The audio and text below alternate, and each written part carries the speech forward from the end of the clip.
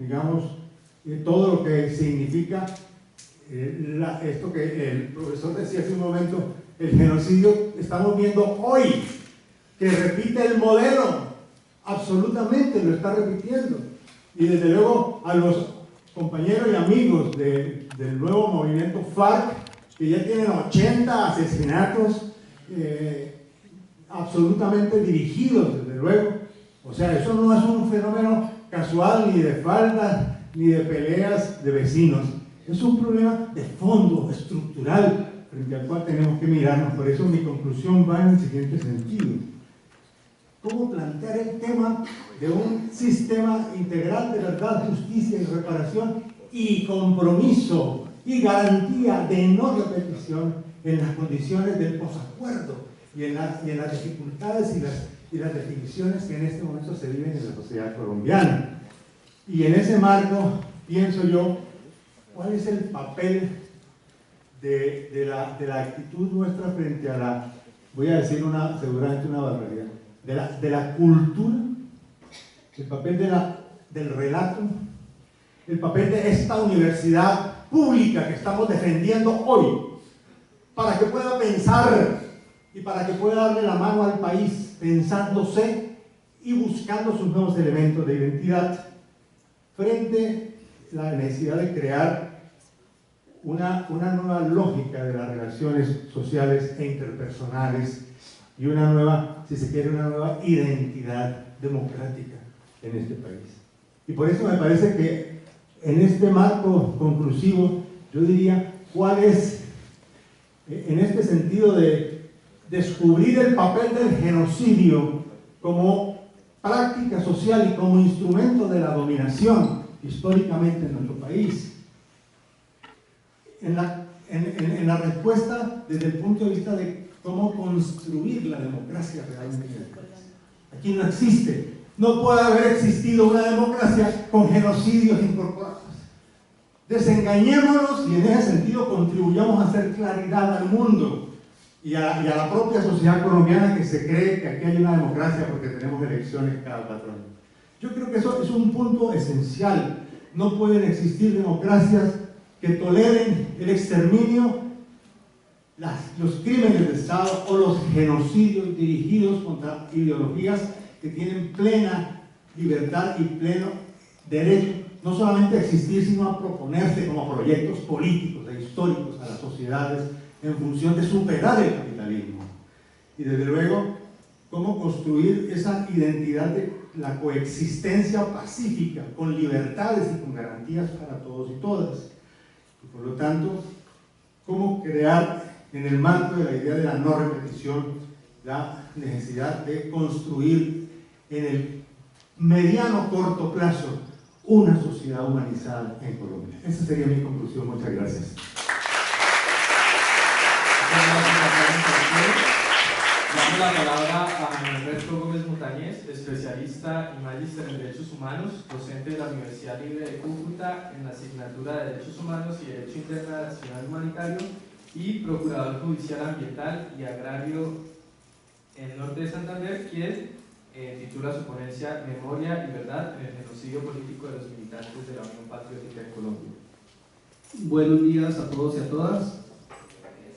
Agradezco la invitación de la profesora Ivona a exponer un poco algunos elementos de mi tesis de maestría, Memoria y Verdad en el genocidio de los militantes de la Unión Patriótica en Colombia.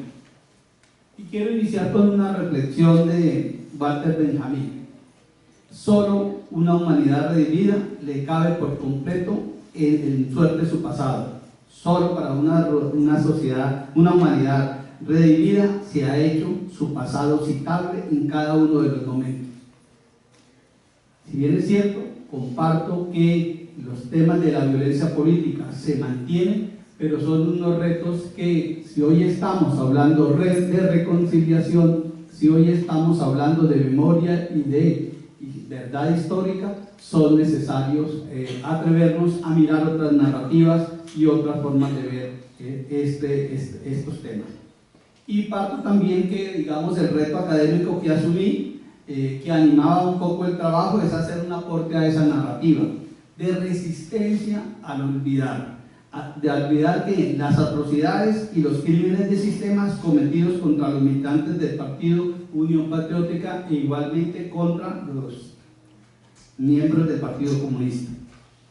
Y parto también de señalar lo siguiente, viendo un poco la historia de la violencia política. En la sociedad colombiana, si hablamos de la vida republicana, la utilización de la violencia política ha sido recurrente a lo largo de toda nuestra historia republicana. Ha sido un hecho no superado y hoy lo acaban de narrar permanentemente el número de asesinatos de líderes sociales y de nuevos grupos pertenecientes, de nuevos grupos políticos. Pero también en el trabajo quiero hacer una reflexión y un reconocimiento de ese pasado histórico, que la Unión Patriótica era una expresión de la izquierda democrática, y hago una diferenciación en lo que en su momento se daba de la izquierda revolucionaria y la izquierda democrática. ¿Cómo nace la Unión Patriótica? A partir, digamos, de una iniciativa de la FARC, pero cómo es asumida por la inmensa, digamos, el movimiento social de su momento, sin tener una ligación con la FARC, porque eso fue también uno de los argumentos que se quiso vaticinar siempre, cómo justificar ese exterminio. Y hago, digamos, esa interpretación sociohistórica que cuestiona el discurso de que niegan o justifican lo sucedido, porque siempre se nos ha señalado que la Unión Patriótica hacía parte de la combinación de las formas de lucha y fueron expresiones, diríamos, de gobiernos locales que generaron unos espacios importantes para el desarrollo de la vida municipal, pero que nuestra democracia restringida no los validó y todo lo contrario los cuestionó. Entonces se trata digamos, también de luchar contra esa invisibilización de las violencias a los derechos humanos y sus responsabilidades de quienes participaron en esas acciones, quienes lo justificaron y quienes todavía hoy mantienen esa violencia para mantener la exclusión social. Para mí, la investigación, digamos, transita sobre unos temas que ya los han venido planteando, la verdad histórica y la memoria, y me comprometo con el concepto de genocidio político de los militantes de la Unión Patriótica. Si bien es cierto, no tiene esa connotación de orden del derecho positivo, sí es necesario que desde la resistencia presentemos esas lógicas, porque no podemos, digamos, aceptar una institucionalidad que se precia democrática, pero que no respeta a un partido que estaba jugando dentro de las reglas de juego. En el caso de la Unión Patriótica, yo presento los programas que mantenían en su momento. Son reformas para desarrollar el Estado liberal, que no había unas transformaciones de fondo. E igualmente, parto también, digamos, de un concepto de admitir honestidad, y en el mismo documento está señalado que el documento o esta investigación fue trazada desde la visión de uno de los sobrevivientes.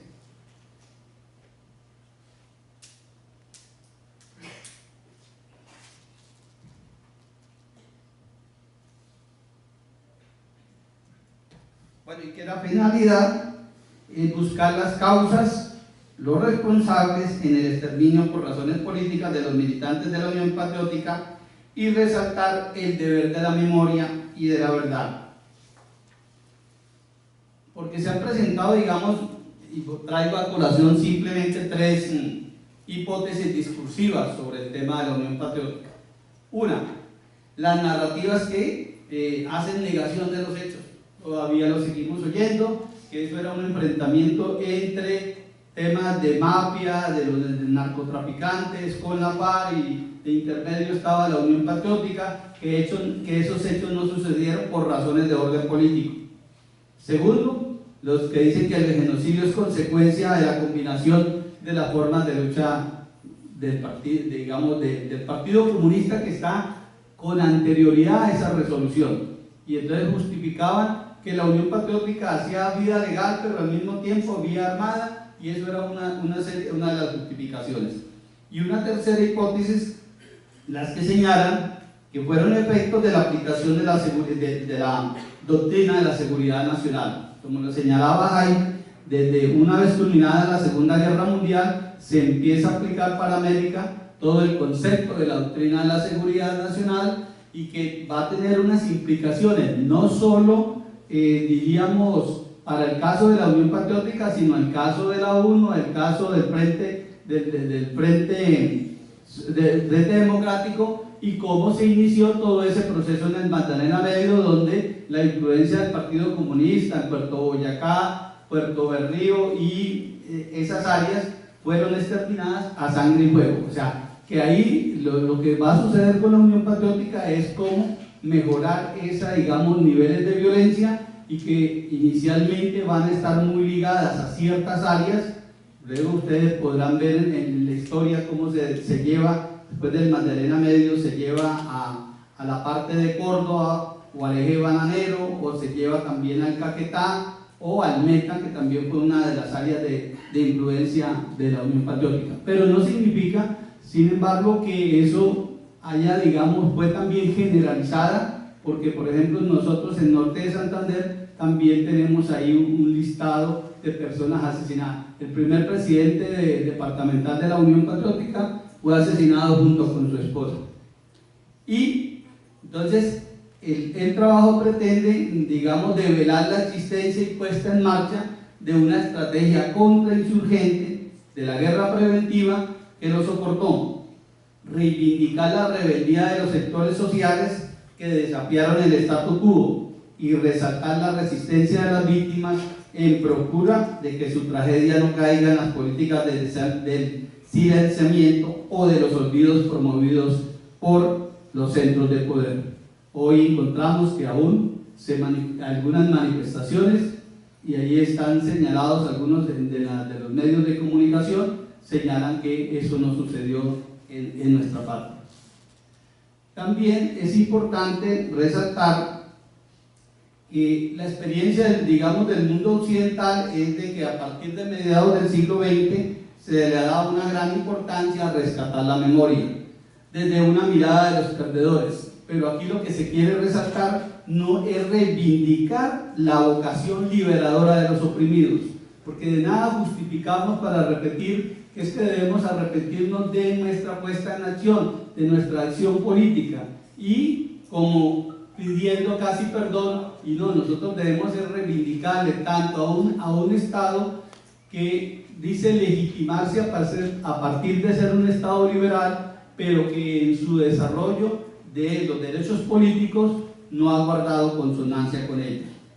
Entonces, digamos, una afirmación se tendría que señalar que sin verdad histórica y memoria no podrá existir justicia ni reparación integral, ni podrá superarse el impacto negativo de la violencia política en el sistema democrático colombiano.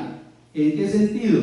En que estamos muy lejos de abordar el tema de la verdad histórica y de la memoria en nuestro país, que se están dando esbozos, se han presentado documentos, pero que, digamos, consensuar ese tipo de relatos va a ser bastante difícil, pero es un proceso y quienes lo vivimos tenemos el deber de divulgarlo y de contribuir a ello. ¿Y por qué me comprometo en el tema del genocidio? Es una pregunta. ¿Constituye un delito de lesa humanidad o un genocidio por razones políticas la violencia sistemática y generalizada contra los militantes y simpatizantes de la Unión Patriótica y del Partido Comunista? Afirmativamente, la apuesta es que sí, porque fue de manera, digamos, sistemática, generalizada lo que se quiso, y por razones de pertenecer a un grupo político, por razones de estar cercanos a quienes nos reivindicamos en parte en contra del statu quo, pero que estamos aceptando todo el modelo del Estado liberal. Entonces, un Estado liberal que se compromete, por ejemplo, con el Pacto Internacional de los Derechos Civiles y Políticos, que se dice que son de cumplimiento inmediato y que vienen desde el año 1966 y siguen sucediendo todos estos hechos de manera permanente y afectando realmente el desarrollo democrático de una sociedad. la finalidad de la violencia sistemática y generalizada en la vida política nacional constituye uno de los desafíos y anhelos más urgentes a superar. Si la sociedad no logra transitar por esta superación de esta violencia, creo que no vamos, diríamos, a lograr hacer lo que más adelante va a señalar, la catarsis social para constituirnos como una sociedad democrática. Y entonces la justicia transicional puede, digamos, contemporánea, sí ofrece algunas herramientas para que esta esperanza abra los espacios democráticos y contribuya a la reconciliación nacional. Creo que la justicia transicional es un elemento que nos puede ayudar, pero más allá de eso, también están los desafíos o los retos frente a los actuales poseedores del poder. Hasta dónde ellos van a permitir, porque todas las sociedades requieren mirar su pasado desde el presente, pero también olvidar que es necesario dentro de ese concepto. Y considero yo que otorgar a la verdad histórica y a la memoria una premisa para la reconciliación bajo una dimensión ética e histórica, pues se trata de una mirada hacia el pasado desde el prisma de avanzar hacia el futuro. Hoy estamos viendo estos elementos de esa violencia que se dio contra la Unión Patriótica. Pero si ustedes se ponen a mirar la prensa de esos momentos, niegan, justifican y tergiversan los hechos que estaban sucediendo. Hoy tenemos una posibilidad de mirarlos desde el presente. Entonces uno encuentra, por ejemplo, todas las denuncias que puso el grupo político frente a los planes de exterminio, cómo el Estado no hizo nada y en muchos casos justificaba o negaba esos hechos que se estaban desarrollando plenamente. Entonces ese es, digamos un punto central.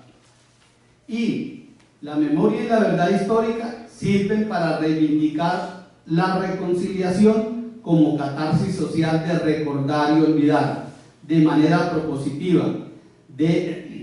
Este deber de memoria está dirigido principalmente a reintegrar a las víctimas a la sociedad en sus plenos derechos a partir del reconocimiento como sujeto social y político. El sentido central del deber de la memoria es que nosotros nos tenemos que reivindicar como sujetos políticos, como sujetos sociales válidos en una sociedad que se pretende democrática y pluralista.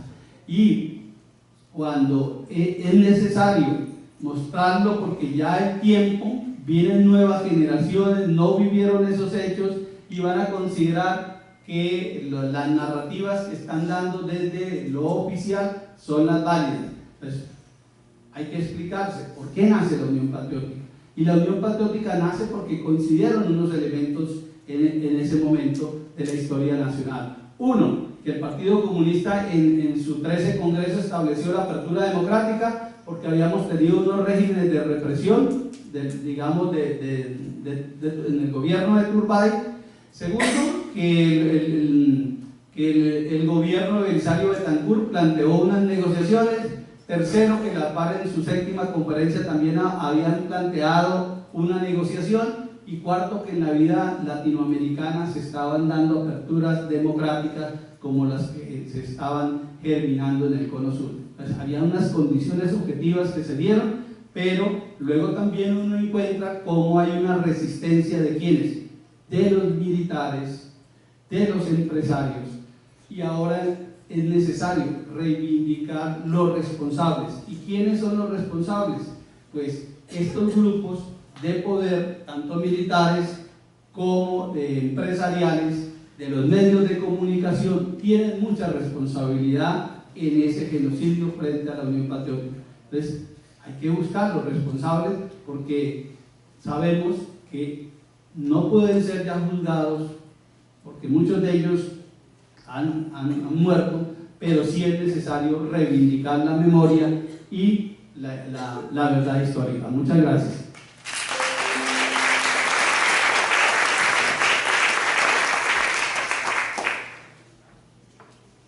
Cambiamos los roles. Yo presento a Daniel. Daniel es abogado de la Universidad Industrial de Santander. Se graduó hace muy poco equipo de investigación del Archivo de Memoria de las Víctimas, AMOVI, que está adelantando la investigación sobre el exterminio de la Unión Nacional de Oposición. Gracias, profe. Bueno, como lo venía diciendo la profesora, desde el Archivo Oral Memoria de las Víctimas hemos venido trabajando la investigación de lo sucedido con una organización en particular, que fue la Unión Nacional de Oposición, que ya Jaime Caicedo pues nos hablaría un poco de ello, de lo que fue antes de la Unión Patriótica. Y yo quisiera como hacer unos comentarios alrededor de esto, la categoría que estamos utilizando de genocidio, hacer unos apuntes frente a lo que ya han hecho los expositores, pero sí empezar como con una creencia o con algo que hemos podido ver de esto, y es todas las acciones contra la Unión Nacional de Oposición, contra lo que pasó con la Unión Patriótica o lo que sucedió también con Aluchar en Colombia, son acciones que no están separadas y que ha habido una problemática al momento de creer que son contra determinados grupos, lo que no nos ha permitido incluso desde la investigación y desde la acción llegar a la concreción del genocidio en Colombia, que ha sido los actos genocidas en Colombia pues no se han interrumpido, han venido desde hace mucho tiempo, desde el asesinato de grandes líderes, desde grupos significativos como fue el gaitanismo incluso, hasta lo que sucede en nuestros días con diferentes líderes sociales. Que hay una problemática fundamental, y es que los discursos y las retóricas genocidas han hecho que no haya una conciencia sobre lo que es verdaderamente el genocidio y cómo sucede el genocidio en Colombia. Hay algo claro, y desde la Convención para la Prevención y Sanción del Delito de Genocidio indiscutiblemente hay una exclusión. Esto se dio en un momento en que la sociedad y el mundo estaba ante un hecho grave que se reflejó, que fue el genocidio nazi, pero hay que entender que antes de esta convención también existió, mediante la resolución 96.1 de la Asamblea de las Naciones Unidas, un acuerdo entre las naciones en que determinaban que el genocidio no solamente sucedía por las naciones étnicas, nacionales, religiosas, sino que también por toda forma de identidad que existieran entre los diferentes grupos. Y esto frente a tres aspectos que voy a mencionar que quiero resaltar de la investigación. Uno, frente a lo que ya hemos llamado el contextos genocidas, al creer nosotros que el genocidio no se trata de la situación genocida en X o Y país como un asunto nacional, sino como un contexto o como una geopolítica genocida que se ha dado en todos los ámbitos. Es decir, los intereses particulares de lo que sucede hoy en Colombia, de lo que pudo haber sucedido en Ruanda, no es una determinación de X o Y grupo nacional, sino que es una determinación y unas intenciones geopolíticas que corresponden a muchos aspectos. Hablar sobre los genocidas, y ahí hay la más reciente investigación del profesor Andrés Gómez Suárez, que es de este año, sobre la Unión Patriótica, nos habla un poco sobre cómo determinar quiénes son los genocidas en hechos específicos. Hablan de un genocida, hay quienes dicen el único genocida es el Estado, como el profesor ya hablaba de que una sola persona no puede cometer un genocidio, es decir, necesita de múltiples estructuras, pero creo que entenderlo de esa única estructura puede ser estatal, nos lleva también a un error de la comprensión. Y por último, sobre la visión de la víctima en el genocidio. Y cree la víctima hasta el punto en que se ha cometido un genocidio contra aquel grupo, y no como una víctima que resiste. Nosotros lo hemos titulado las resistencias genocidas, que son todas esas formas y esas vivencias de quienes sufren el genocidio, que no son los sujetos pasivos que esperan o que simplemente son asesinados, sino que han construido también redes para defenderse de los genocidios, que es algo que nos va a llevar incluso a que en el futuro la historia de nuestro país y en todas las naciones no veamos esa visión de víctima que en últimas ha derivado en que no se reconozca siquiera. Es decir, hoy hay un caso fundamental como el de la Unión Patriótica, pero su entendimiento como genocidio no nos ha llevado a que esta sociedad rechace el genocidio, porque hoy sucede, hoy todo el mundo sabe que se están asesinando líderes sociales, pero la sociedad colombiana no asume que esos líderes sociales se están asesinando y que corresponden a un proyecto político.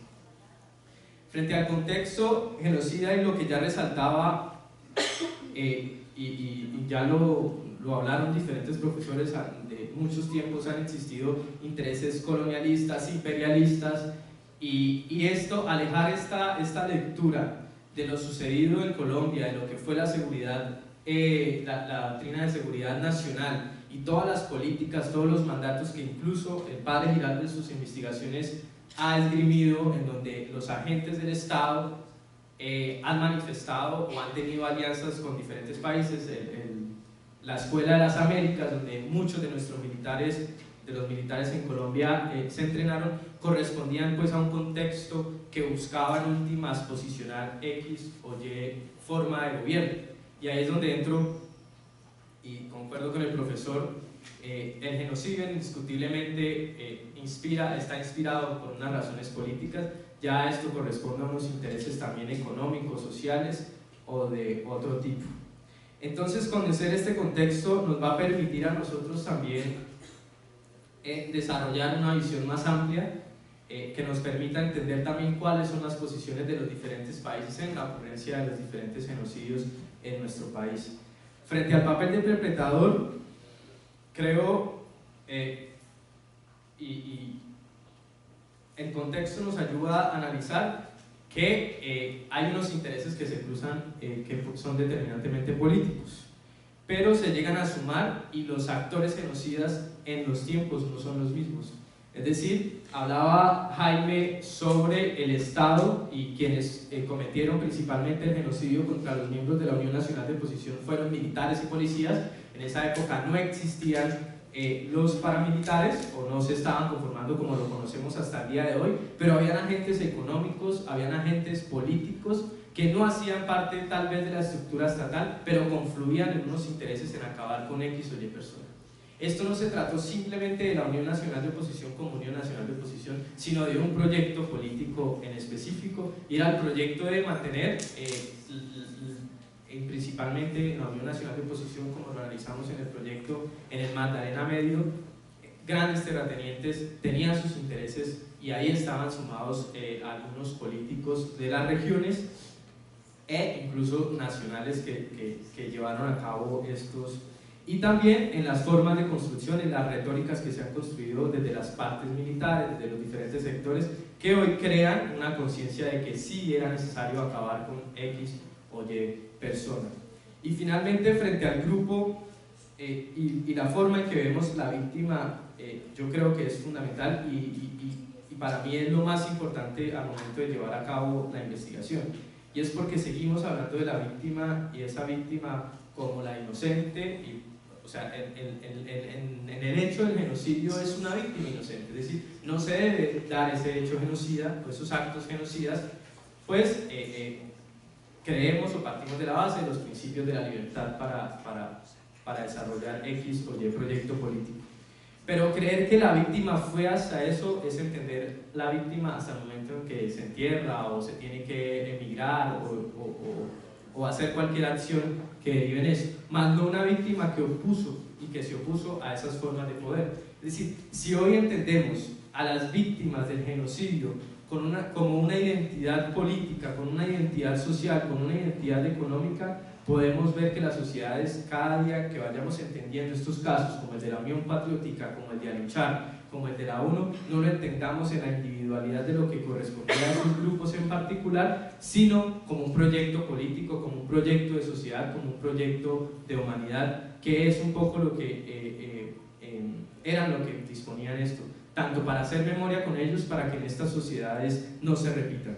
Y esto, frente a un elemento fundamental que desde el Archivo Oral de Memoria venimos trabajando, la memoria histórica razonada, es entender de manera crítica todos estos elementos para poder en algún momento, y ya que hoy estamos en una situación que nos van a llevar, pues ojalá, a resolver o a abrir la discusión sobre estas incógnitas, es que las sociedades y que las futuras generaciones y estas generaciones empezamos a entender que todos los actores que hicieron parte no fueron la víctima, no fue solo el sujeto pasivo, sino también fueron formas de gobierno, fueron formas de expresarse. Los campesinados tienen unas propuestas y esas propuestas fueron acalladas en razón de ser y de esa identidad, que es lo que en últimas nos va a ayudar a conciliarnos y a entender cuál es la propuesta de sociedad que podemos y que queremos construir. Muchas gracias.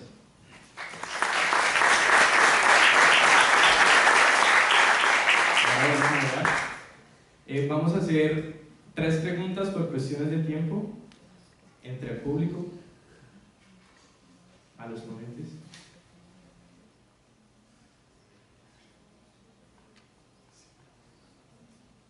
Sí, mi pregunta va hacia todos ustedes y un poco provocando quizá. Lo que yo veo es que Colombia es el país de los genocidios. Y ahí les invito a reflexionar sobre los peligros que puede tener usar una categoría que está, por lo menos desde mi experiencia de Europa, pero eso seguramente puede ser una reflexión muy egocéntrica, pero está muy vinculado con ciertas imágenes a nivel mundial que tenemos, por ejemplo, de los campos de concentración nazis, de Ruanda, etc. Y entonces, ¿en qué sentido hay peligros de extender una categoría tan establecida, tanto a nivel académico? O sea, puede ser que nosotros usamos una categoría para todo y después pierde la posibilidad para distinguir, por ejemplo, entre las diferentes dinámicas, entre los diferentes actores, entre las diferentes justificaciones, etcétera, etcétera, etcétera, de los diferentes hechos horribles que todos ustedes están señalando, hechos victimizantes, pero la pregunta es si eso sirve académicamente ponerlo todo bajo la categoría de genocidio, y también políticamente, porque creo que hay como un peligro de volverse a un discurso autorreferencial. O sea, los que están de acuerdo que todo es un genocidio, pero eso es a lo mejor un grupo pequeño que políticamente puede ser que sirva, puede ser que no sirva, pero digamos, para poder convencer, quizás tener otras categorías. Y allí, o sea, hoy por la mañana en la primera sesión tuvimos como diferentes categorías que no tienen la misma fuerza política, estoy de acuerdo, pero quizá, o sea, para reflexionar si esas categorías de homicidio, politicidio, etcétera, etcétera, si eso sirve o por qué, o si no sirve porque ustedes tienen ese énfasis en mantener la categoría de genocidio. Sí, no se vuelve un tanto peligroso incluso y contradictorio el argumento en que, por una parte, se debe reivindicar la vocación liberadora de los oprimidos, pero por otro se nos llama de una manera propositiva a olvidar.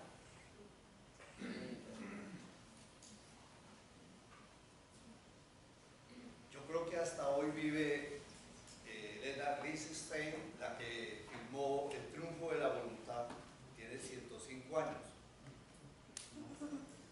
En Nuremberg, porque me retumba lo que dice Javier, y yo no tengo miedo a hablar del fascismo, porque creo que no se ha reproducido ni ha retornado.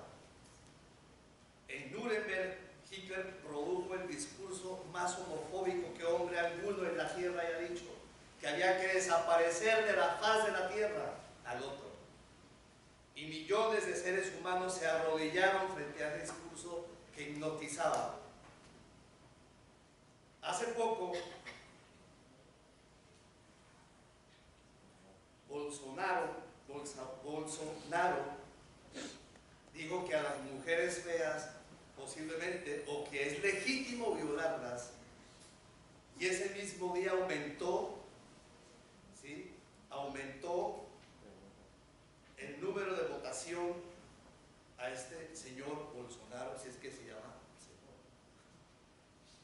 Hay una identificación, hay una fascinación por las palabras que convocan al exterminio y al genocidio en muchas masas que deben de asumir una responsabilidad ante el mundo. ¿Por qué muchas víctimas adoran a sus verdugos? ¿Por qué Trump, que enjaula niños, de migrantes? ¿Por qué esa fascinación a fascinerosos que convocan al suicidio colectivo como Jim Jones en Guyana? Entonces, ¿cómo articular? ¿Sí? Porque yo no he escuchado hoy la palabra fascismo. Sin embargo, en Brasil se está jugando nuestra suerte. Gracias.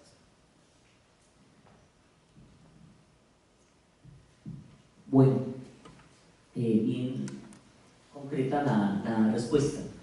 Frente a la primera pregunta que se plantea, es que es el mismo problema que se planteó en el momento de la definición de genocidio. La necesidad de distinguir entre una matanza y la necesidad de profundizar en una categoría que comprenda que existen unas intenciones del grupo opresor. Es que yo simplemente, la definición de Rafael X la tengo aquí textualmente, pero no sé si nos puede resolver.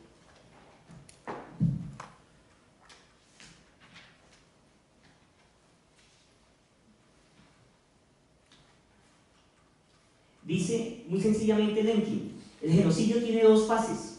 Una es la destrucción de la conformación nacional del grupo oprimido, otra la imposición de la propia del opresor. Usted plantea como un problema si en Colombia podemos decir entonces todo es genocidio. Lo que pasa es que en Colombia no se ha realizado una caracterización de lo que ha sucedido en los últimos 70, 80 años de nuestra historia. ¿Hubo un conflicto armado o hubo un conflicto político? Desafortunadamente, lo dijo Daniel Friedstein el año pasado cuando vino aquí a la Feria del Libro, en Colombia coincidió un conflicto armado innegable y por otro lado unas políticas de graves violaciones a los derechos humanos proferidas por las élites del poder. En Colombia, y responde una vez a la pregunta de Mauricio sobre el riesgo de olvidar. El problema en Colombia, el riesgo que tenemos no es de olvidar, sino de reescribir la historia o narrar la historia desde las élites del poder o desde los vencedores, si es que podemos utilizar esa categoría. En Colombia el problema es que existe negacionismo, igual que en Alemania, igual que en Europa. Igual y peor. Entonces aquí el reto es que creo que no es ningún riesgo, es un imperativo, porque diré algo que puede generar también diferencias acá, pero el genocidio, el concepto y categoría de genocidio es un concepto además que tenemos que abordar desde el plano sociológico, desde otro plano no tan estrictamente jurídico, es una definición ideológica y es una definición política. No nos tengamos temores de decirlo de esa manera. Sí, en eso estoy totalmente de acuerdo, el ascenso del fascismo, el retorno del fascismo en Colombia, total, pleno, y no tenemos tiempo para decir por qué. Entonces, de manera precisa, plantear que en eso estoy totalmente de acuerdo, que se requiere abordar esta categoría que genera temores y miedos incluso en el mismo mundo de las organizaciones de derechos humanos, los mismos defensores, en las mismas comunidades de víctimas, que se plantea que cómo así, que genocidio, no, que eso es desviar la atención, estamos llevando 30 años, muchos llevamos hablando 30 años hablando de terrorismo de Estado y ahora resultamos que hablamos de prácticas sociales genocidas. No son excluyentes, en la medida que el terror, ustedes saben muy bien, las prácticas de terror forman parte de las prácticas sociales genocidas. Sí, yo creo que, bueno, ahí siempre a veces el temor de extrapolar. Por eso yo concuerdo con las tesis de Feuerstein en el sentido de que hay que mirar concretamente qué es genocidio cuando nos queremos referir a algo puntual que tiene un impacto para el conjunto de la sociedad, para modificar relaciones sociales. Y eso ha ocurrido en Colombia. No solamente se han modificado relaciones sociales, sino que se han cambiado modos de pensar ¿Quién iba a pensar que el uribismo, y también quiero hablar en términos, porque también hay que decir las cosas políticas que son, se fuera a convertir en una fuerza tan potente, en un factor tan significativo en el marco de una sociedad en crisis como la colombiana? Entonces, hay cambios. ¿Y qué papel ha cumplido el paramilitarismo, por ejemplo, en ese cambio de mentalidades? Pues, que ha generalizado el instrumento del terror como una forma de que la gente cambie su modo de pensar, y la gente ha cambiado su modo de pensar.